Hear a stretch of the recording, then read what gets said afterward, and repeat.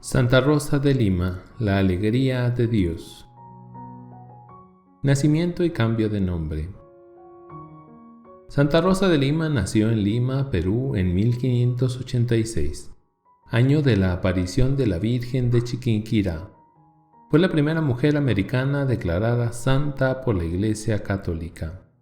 En el bautismo le pusieron el nombre de Isabel, pero luego la mamá, al ver que al paso de los años su rostro se volvía sonrosado y hermoso como una rosa, empezó a llamarla con el nombre de Rosa. Y el señor arzobispo, al darle la confirmación, le puso definitivamente ese nombre, con el cual es ahora conocida en todo el mundo. Amar únicamente a Jesucristo. Desde pequeñita, Rosa tuvo una gran inclinación a la oración y a la meditación. Un día, rezando ante una imagen de la Virgen María, le pareció que el niño Jesús le decía: «Rosa, conságrame a mí todo tu amor». Y en adelante se propuso no vivir sino para amar a Jesucristo. Y al oír a su hermano decir que si muchos hombres se enamoraban perdidamente era por la atracción de una larga cabellera o de una piel muy hermosa, se cortó el cabello y se propuso llevar el rostro cubierto con un velo, para no ser motivo de tentaciones para nadie. Quería dedicarse únicamente a Jesucristo. Un joven de alta clase social se enamoró de Rosa y quería casarse con ella. Sus padres estaban entusiasmados porque ellos eran pobres y esto daría a la joven un porvenir brillante. Pero ella, aunque hubo serios disgustos en la familia, les declaró que se había propuesto que su amor sería totalmente para Dios y que renunciaba por completo a todo matrimonio, por brillante que fuera. La pequeña celda. Desde jovencita había querido vivir en soledad y, por eso, se apartaba muchas veces de la gente para estar a solas con Dios. A los 10 años ya había hecho debajo de unos plátanos, en un rincón del huerto, una chocita, la adornó de imágenes devotas y allí gastaba muchas horas del día en hacer oración y en anocheciendo, todas las noches estaba en este oratorio muy gran rato hasta que se hacía hora de dar de cenar a sus padres y, muchas veces, en acabando de cenar, se volvía a la misma oración. Al año de tener esta chocita tuvo que ir con sus padres a vivir a Quibes y, al volver con sus 15 años, ya estaba todo desmoronado. Entonces levantó otra parecida, pero ella quería una celda firme, de adobe, donde pudieran encerrarse sin ser vista, y esto le pedía insistentemente a la Virgen. El día de la purificación, 2 de febrero de 1614, el contador, don Gonzalo de la Maza y su mujer, con el padre maestro fray Juan de Lorenzana, pidieron a su madre le concediese el hacer la celdita en la huerta para encerrarse donde nadie le hablase, si no era con licencia de su confesor. La madre lo concedió. Ella misma hizo la celda de adobes para que sus padres no gastasen plata en alquilar algunos peones para las obras que hacían en su casa. Ella acudía a este oficio, haciendo barro y cargando adobes. El padre Pedro de Loaiza relata que vivía muy contenta en aquella celdita, porque estaba fundada en una pared del Hospital del Espíritu Santo. Desde allí veía el altar y oía la misa.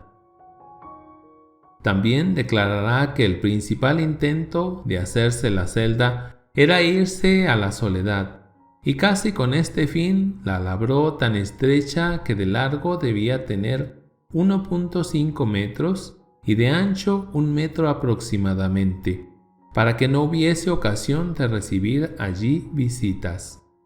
Y diciéndole este testigo que por qué quería hacer celda tan estrecha, le respondió: «Padre, bien grande es, pues cabemos en ella, mi esposo y yo». Allí vivía y se dedicó a practicar por largas horas del día y de la noche sus meditaciones, sus penitencias y sus muchas oraciones. Allí pasará el resto de su vida y solamente saldrá para ir a misa o a socorrer a algún enfermo.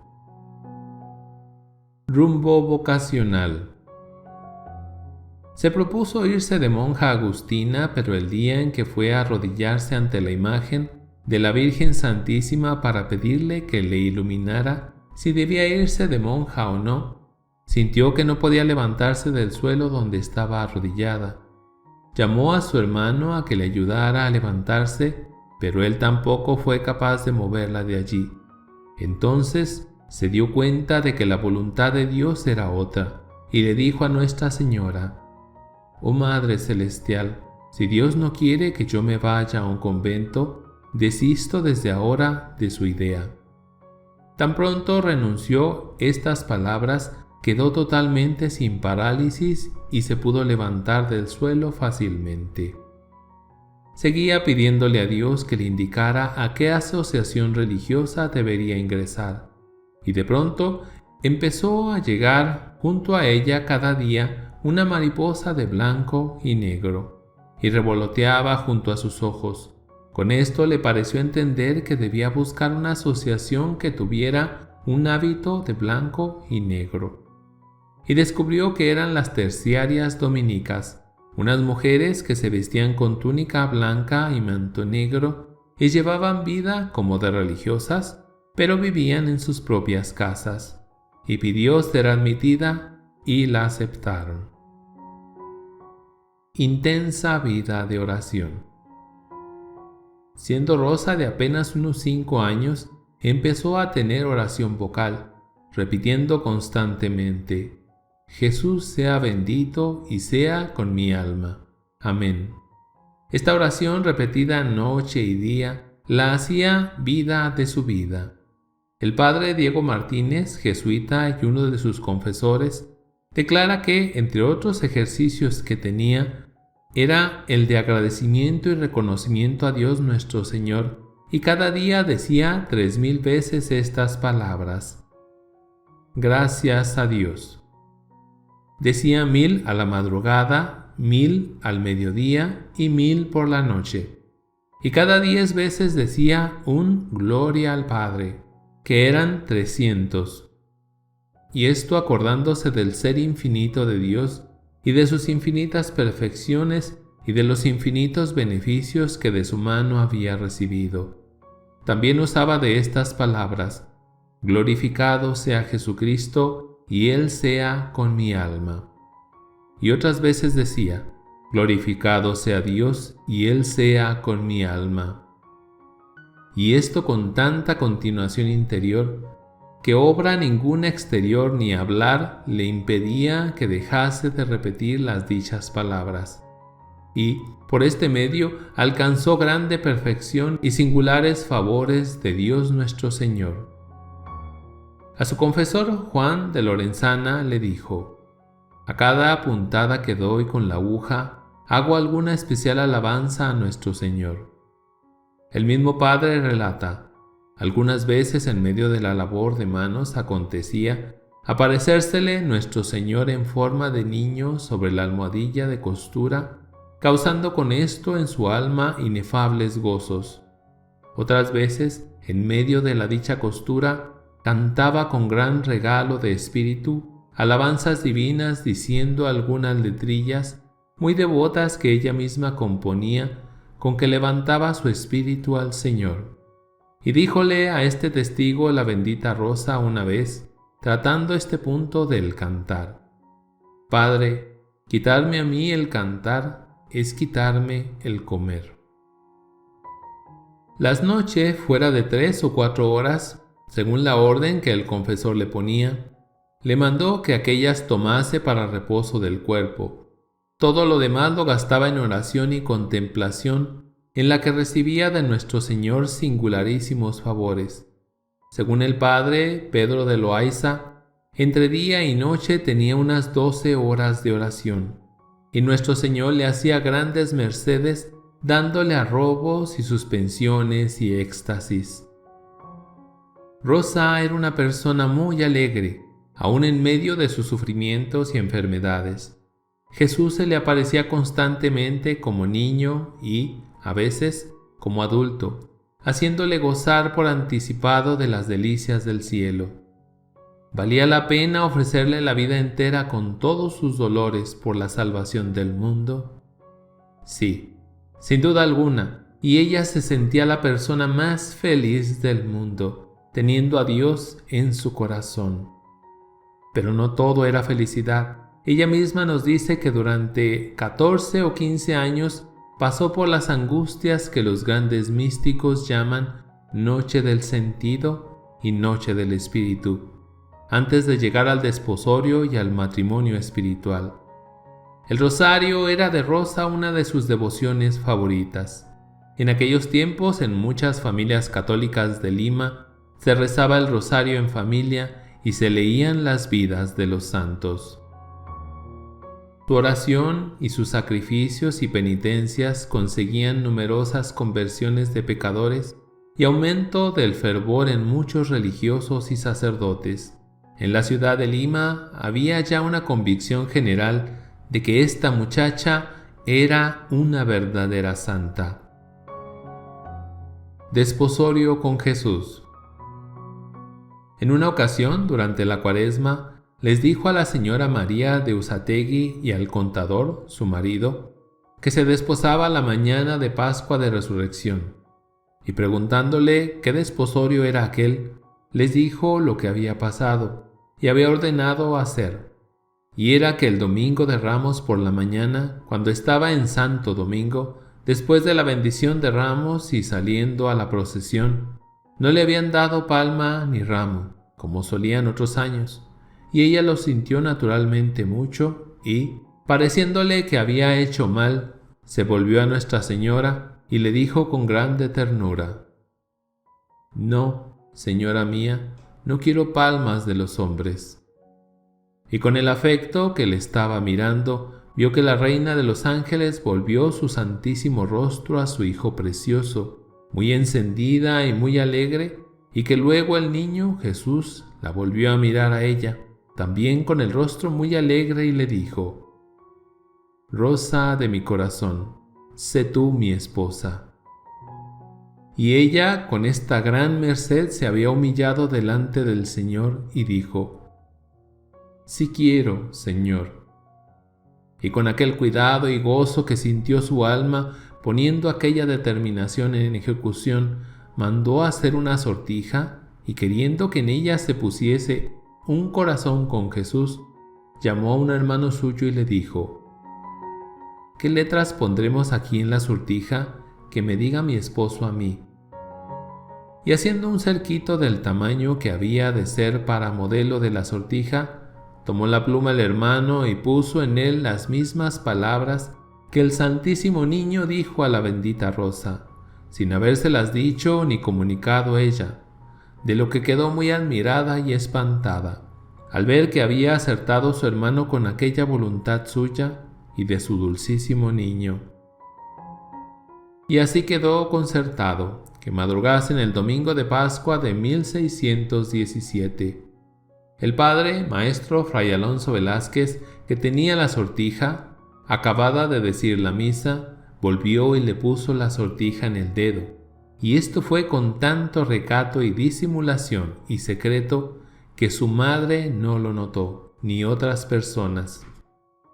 Y esta sortija la trajo en el dedo desde aquel día, en el dedo del corazón, hasta pocos días antes de que muriese. Las más duras penitencias. Veamos algunas de sus penitencias que asustan a nuestra mentalidad occidental hedonista. Todo era por amor a su esposo Jesús y amor a las almas. Doña María de Usategui declara que desde los 15 o 16 años hizo voto de no comer carne y ayunar a pan y agua toda su vida, y este voto lo guardó estrictamente hasta que falleció. Y cuando la obligaron su madre o los médicos espirituales y corporales que comiese alguna cosa fuera de lo ordinario, mayormente si era carne. Luego le hacía mal y decía que todas o las más de las enfermedades que había padecido y padecía era por hacerla comer carne y otras cosas, porque se le acrecentaban los males y le daban calenturas. Algunos días de Cuaresma solo comía casi por obligación unas pepitas de naranja con hierbas amargas, especialmente hojas de granadilla. Se pasaba 2 o 3 días sin beber y decía que el mucho beber le causaba sueño, y cuando bebía, bebía agua caliente, porque era menos agradable que el agua fresca. Dice su madre que cierta persona, doña María de Usategui, le enviaba cada domingo 8 acemitas, que es un pan integral, pues había tomado a su cargo su sustento, y la santa decía que no quería otro sustento para ella sino las acemitas. Y el domingo, cuando le traían las que había de comer la semana siguiente, sacaban de la celdita de lo que había sobrado la semana pasada de su sustento, unas veces 6, otras 7, otras semanas 1.5. Una semana halló que había comido 2, y cada acemita le parece a esta testigo que pesaba 6 onzas, es decir, como 170 gramos.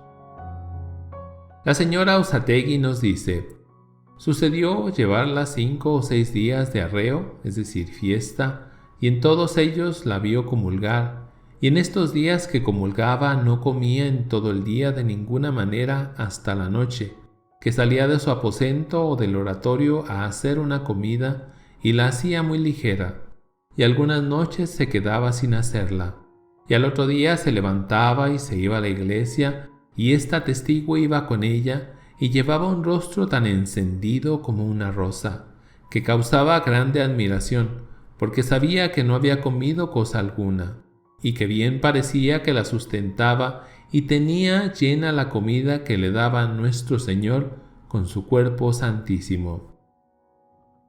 Estaba muy delgada, así lo asegura doña Luisa Hurtado, de Bustamante. Cuando algunas veces la abrazaba no parecía sino un costal de huesos, bien que de su rostro nada de esto te transparentase. Igualmente, fray Antonio Rodríguez afirma que no tenía más que armazón y pellejo. Le había pedido a nuestro Señor que los ayunos no se echasen de ver en el rostro, como hasta entonces, y así se lo concedió nuestro Señor, pues siempre tenía el rostro abultado y hermoso como una rosa. Su hermano Arnaldo recuerda que la bendita rosa tenía el rostro lo más del tiempo tan entero, tan lleno y tan liso, tan blanco y muchas veces tan colorado, que se podía decir que tenía cara de vender salud, porque con muy pequeñas cosas que a sus hermanos oyese decir, se le ponían las mejillas tan encendidas en un color rosado que causaba admiración ver semejantes colores en quien tan mal se trataba después de años pasados de abstinencias. Otras penitencias que acostumbraba por amor a Dios y a los demás era darse todos los días disciplinas, es decir, latigazos. A veces no se medía y tuvo que ponerle límite el padre Juan de Lorenzana. Dice este padre: fue necesario poner en esto alguna moderación, pero fue de manera que la dicha Santa Virgen, con grandes ruegos y humildad, sacó licencia para poder tomar cada noche una disciplina. La disciplina que usaba antes de que le fuesen a la mano, es decir, se lo prohibiesen, eran 2 ramales de cadena de hierro. Esta cadena, después de que se la vedaron, para efecto de disciplinarse, se la ciñó al cuerpo y la ciñó con un candado y echó la llave hacia donde nunca pudiera aparecer. Y una vez dándole un gran dolor de ijada, como no tenía la llave para abrir el candado, hubo de abrir la cadena con un hierro que buscó y, al tiempo que se lo quitó, le dijo y certificó a esta testigo que pensaba que se le hacía pedazos el cuerpo, y, al quitar la cadena del cuerpo, como estaba pegada a las carnes, provocó muy grande sufrimiento.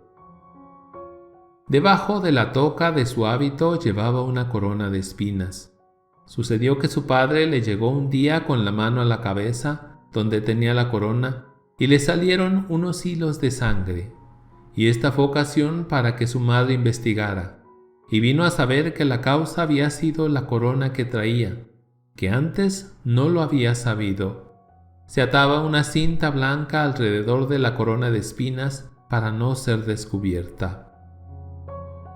Su cama era también para ella un instrumento de penitencia. Usaba para dormir maderos y ponía entre ellos pedazos de tejas que le incomodaban y no la dejaban descansar bien. También declara a su madre que las almohadas que la bendita Rosa usaba y que esta testigo quitó de su cama fueron, primero, un adobe, en lugar de este puso una piedra, y quitándole esta, en su lugar puso un trozo de madera con un hueco, donde ponían la cabeza. Todo por amor, todo por las almas, todo por Dios. Y Dios la llenaba de alegría, con constantes éxtasis y maravillas que la hacían inmensamente feliz. Caridad sin límites. Su caridad era sin límites, y todos sus sufrimientos y penitencias eran para la salvación y santificación de los demás. El padre Luis de Bilbao declara que tenía grandísima caridad para con los prójimos. Compadecíase mucho de sus necesidades corporales y espirituales, y muchas veces este testigo le pidió encomendase a Dios algunas necesidades, y con tanta liberalidad repartía de sus buenas obras, ayunos, disciplinas, oración y otras obras, como si en esto no diese nada. De manera que siempre ofrecía más de lo que se le pedía. Hacía oración especial por el estado de la Iglesia Católica, por las almas del purgatorio, por la conversión de los infieles y pecadores, y, muy en especial, por esta ciudad de Lima, a quien tenía grande amor por ser su patria.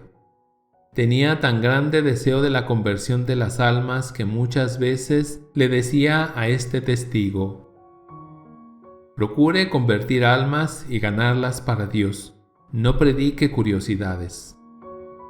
Su madre, por su parte, afirma: por ejercitar la caridad con su prójimo, traía a casa algunos enfermos negros, indios pobres y necesitados, aún de enfermedades asquerosas, y los curaba con gran caridad, sin extrañar ningún mal olor ni hacerle asco. Santa Catalina de Siena. Entonces vino a saber que la más famosa terciaria dominica era Santa Catalina de Siena, y se propuso estudiar su vida e imitarla en todo, y lo logró de manera admirable. Se fabricó una túnica blanca y el manto negro, y el velo también negro para la cabeza, y así empezó a asistir a las reuniones religiosas del templo.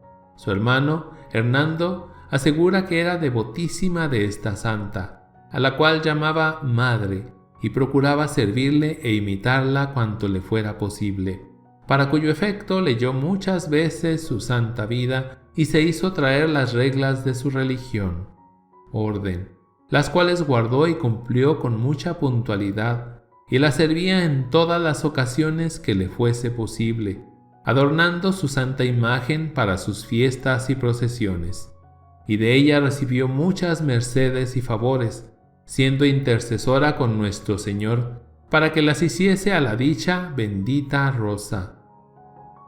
Era devotísima de cantar Deus in auditorium meum intende, Domini ad adiuvandum me festina. Oh Dios, ven en mi auxilio, Señor, date prisa en socorrerme. Porque también su madre, Santa Catalina de Siena, lo repetía muy a menudo, y así cantaba muy de ordinario muchísimas veces al día este dicho verso en voz alta, estando en su labor, suscitando devoción a todos los que la oían. Ataques del demonio. El demonio no podía permanecer indiferente ante tanta santidad de Rosa, y que tantas almas llevaba al cielo. Envidioso y padre de la mentira, se le presentaba de distintas formas para hacerla sufrir, pero ella, valiente como siempre, todo lo ofrecía con amor a su esposo Jesús. Ella le dijo en confianza a don Gonzalo de la Maza que cuando el enemigo común de las almas, a quien llamaba el patón y el tiñoso, le venía con alguna tentación o pensamiento de los suyos, en dándose 3 golpecitos en la corona de espinas que llevaba en la cabeza, quedaba libre. A veces la tentaba con muchas torpes imaginaciones que le representaba, de manera que algunos tiempos que el Señor permitió que fuese en esto molestada, andaba acongojadísima de ver ensuciar su alma según le parecía con tales torpezas, y acudía a este testigo como a su confesor, a pedirle remedio y consejo, pero siempre estaba firmísima en el amor del Señor y de la castidad. También el enemigo la afligía exteriormente, mostrándosele en horrenda figura, y, cargándose sobre sus hombros, la abrumaba y molía su cuerpo, como ella misma contó que le había sucedido una vez, que había quedado como quebrantada y hecha a pedazos de aquella batalla, pero tenía tan gran confianza en el Señor que decía al demonio: «Haz maldito cuanto pudieres, que no me has de vencer, pues tengo en mi ayuda tan buen Señor». Una noche el demonio se le apareció en figura de mastín, perro grande, echando fuego por los ojos, y, embistiendo contra ella, la mordió y trajo arrastrando desde el lugar donde estaba orando, y llamando ella a su esposo Cristo en su ayuda, se desapareció, y ella quedó ilesa y sin ninguna herida. El padre Alonso Velázquez declara que, levantándose ella una noche cerca de las 12 de la noche para hacer oración y yendo a un jardincito que tenía en su casa, donde muchas veces la hacía, vio salir de entre unos árboles de plátanos una figura de un hombre bien dispuesto y vestido de blanco, y, llegándose a ella a quererla forzar, la bendita santa, con un ánimo del cielo, llamando a Dios, comenzó a reprenderle y a afear el hecho con tan grande eficacia de palabras que el hombre o demonio que a ella llegaba tuvo por bien volver de espalda y dejarla. Saliendo la santa del jardín y volviéndose a cerrar con la llave, allí, en un patio que está antes de entrar en la puerta del jardín, se dio una disciplina, latigazos, con una cadena de hierro hasta que derramó mucha sangre de su cuerpo, y con lágrimas en los ojos comenzó a quejarse a Dios y a decirle que cómo la había dejado en los cuernos del toro, a lo cual le respondió Cristo nuestro Señor: «Si yo no hubiese estado contigo, ¿lo habrías vencido?». Con lo cual la santa quedó muy consolada. Anuncio de la fecha de su muerte. Desde 1614, ya cada año al llegar la fiesta de San Bartolomé, el 24 de agosto, demuestra su gran alegría y explica el porqué de este comportamiento. Es que en una fiesta de San Bartolomé iré para siempre a estar cerca de mi Redentor Jesucristo. Y así sucedió. El 24 de agosto del año 1617, después de terrible y dolorosa agonía, expiró con la alegría de irse a estar por siempre junto al amadísimo Salvador. Tenía 31 años. Grandes funerales. Y a esta muchacha pobre y sin estudios le hicieron un funeral poco común en la ciudad de Lima. La primera cuadra llevaron su ataúd los monseñores de la catedral, como lo hacían cuando moría un arzobispo. La segunda cuadra lo llevaron los senadores u oidores, como lo hacían cuando moría un virrey. Y la tercera cuadra lo llevaron los religiosos de las comunidades, para demostrarle su gran veneración. El entierro hubo que dejarlo para más tarde porque inmensas multitudes querían visitar su cadáver, y filas interminables de fieles pasaban con devota veneración frente a él. Después la sepultaron en una de las paredes del templo. Canonización.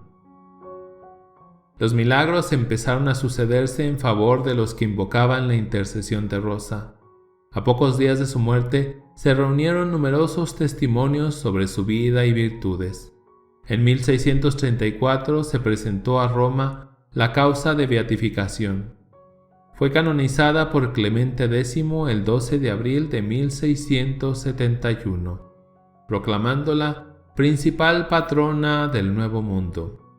En Lima, Roma, España y todos los países de América y Europa se celebraron fiestas suntuosas en honor de la primera santa natural de América.